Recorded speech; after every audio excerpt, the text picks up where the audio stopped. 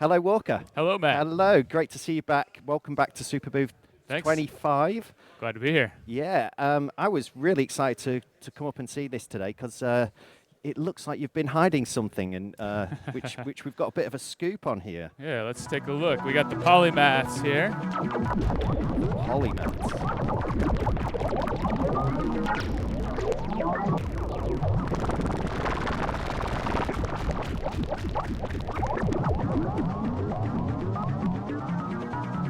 This is the latest module in the series of modules we're calling the new Universal Synthesizer System.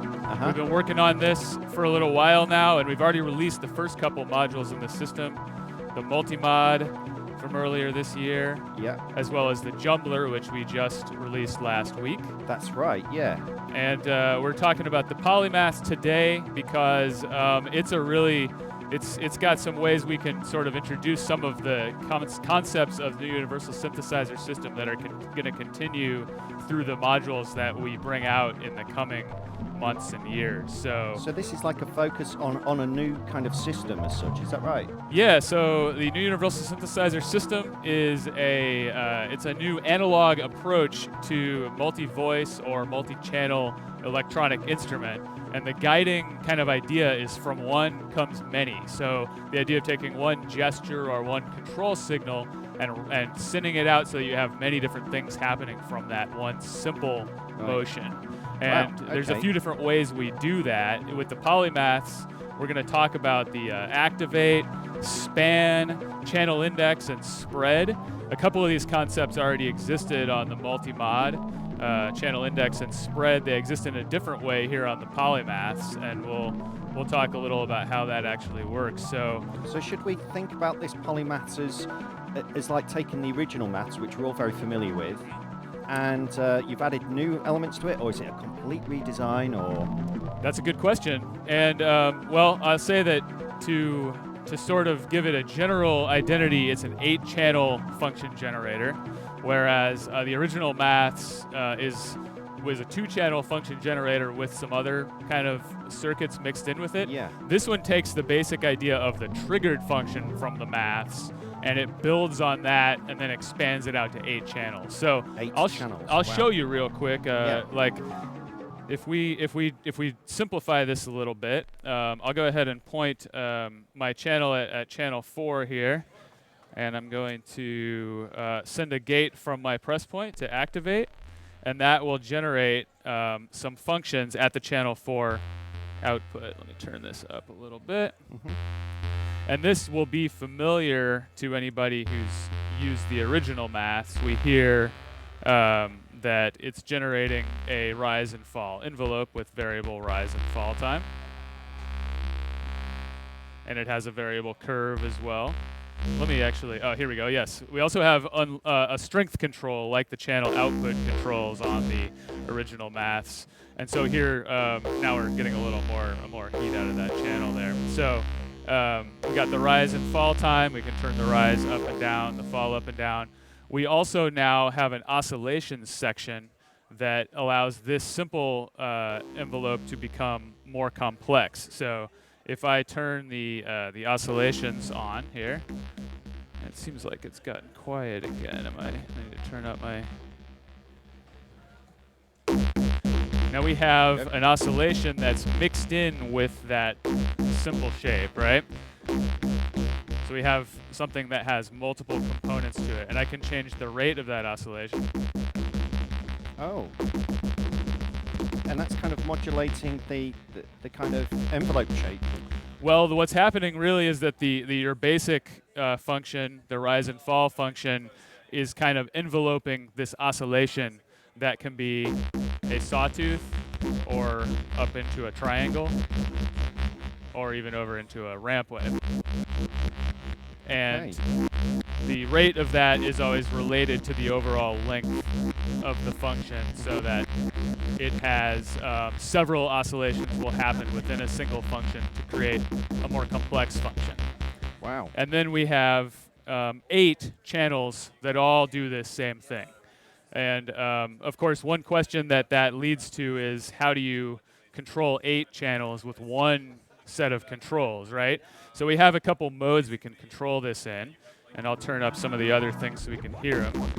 The channel index mode, which is the default, whenever we point the span control at a channel, it'll go ahead and generate those functions. As soon as the span control hits a channel, the function is generated. And we can just use the span control to scan through them. We can also use CV, such as this pressure output from press point.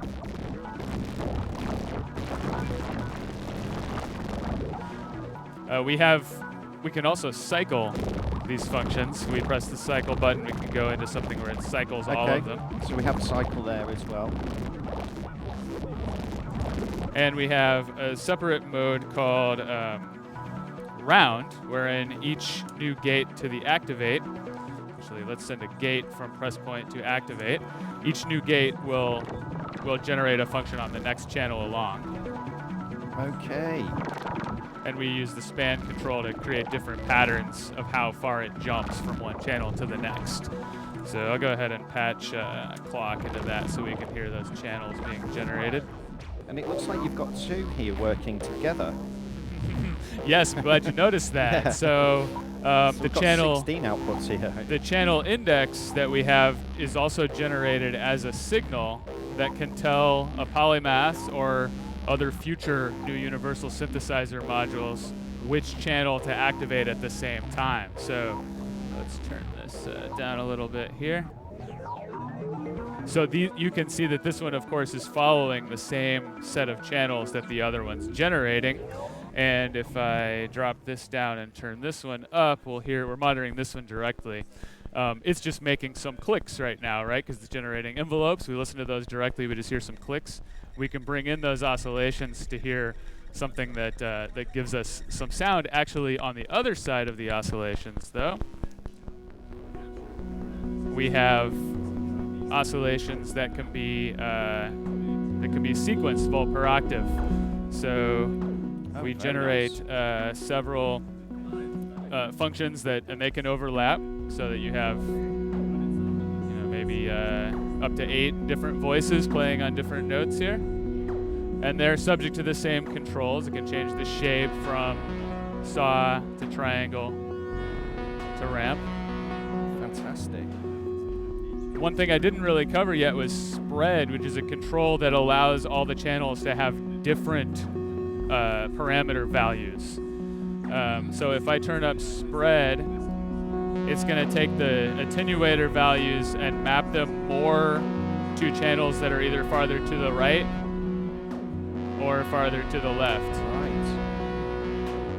Thereby making more sawtooth or over here, more triangle in the middle, or if I turn to the right, I get more sawtooth on the right side. And there's modulation input for that as well. There's a modulation input for spread, which can even, it's setting the spread amount for all 8 channels on 5 different parameters. Wow. And that's something like a modulation bus with 40 destinations. If you do that math there.